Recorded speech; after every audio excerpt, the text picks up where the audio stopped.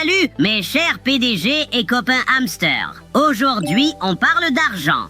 Tout d'abord, on a l'histoire d'un type qui a acheté 3 bitcoins pour s'enrichir encore plus, mais qui a tout perdu. Ensuite, on découvre comment le beau gosse, Ryan Reynolds, est passé d'idole de Hollywood à milliardaire.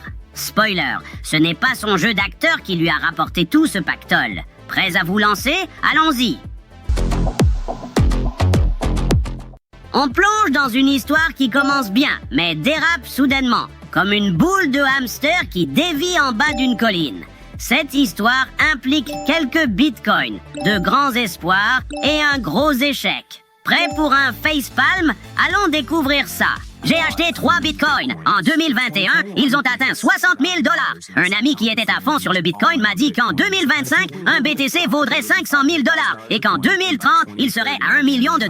Et donc, il m'a dit, tu fais du tort à tes enfants si tu ne leur achètes pas chacun une pièce. Nous avons 3 enfants, alors je suis allé en acheter une pour chacun d'eux. Puis, exactement en 6 mois, ça a chuté en dessous de 20. Et donc, j'ai fini par vendre à environ 30. Tu fais partie de ceux-là. Oui, attends. Tu as acheté 3 bitcoins et les as vendus une fois qu'ils ont à peine rebondi à 30? Classique d'un humain!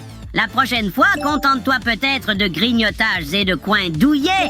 Sérieusement, désolé pour ta perte. Peut-être que la prochaine fois, tu attendras qu'ils atteignent le demi-million.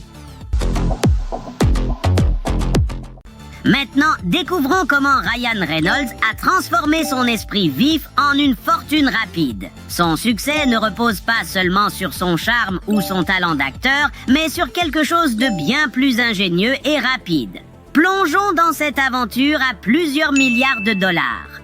Ryan Reynolds est maintenant milliardaire. Mais ce n'est pas grâce à son métier d'acteur, c'est grâce à ce qu'il appelle la publicité rapide. Il a acheté une entreprise de marketing numérique et insiste pour que toutes les entreprises qu'il acquiert réagissent rapidement à l'actualité en créant des publicités instantanées autour de ses actus. Par exemple, avec Peloton, quand une publicité controversée montrait un mari offrant un vélo d'exercice à sa femme, tout le monde a réagi. En moins de 48 heures, l'équipe de Ryan avait écrit, tourné et diffusé une pub basée sur cette histoire, détournant l'attention du public et générant un grand nombre de ventes. C'est là le secret du succès de Ryan. Ce n'est pas ses millions d'abonnés, mais sa capacité à capter l'attention rapidement et à en tirer profit, créant ainsi des marques à plusieurs milliards de dollars, encore et encore. Créer une pub en 48 heures, c'est une éternité pour un hamster, non?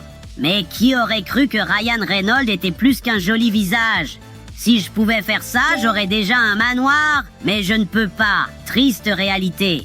Alors soutenez ce mignon petit hamster en laissant des commentaires. Merci d'avoir regardé les Kryptoniacs. Pour plus d'analyses, likez, abonnez-vous et on se retrouve dans la prochaine vidéo. N'oubliez pas, les hamsters sont puissants. Un pour tous et tous pour un. À bientôt.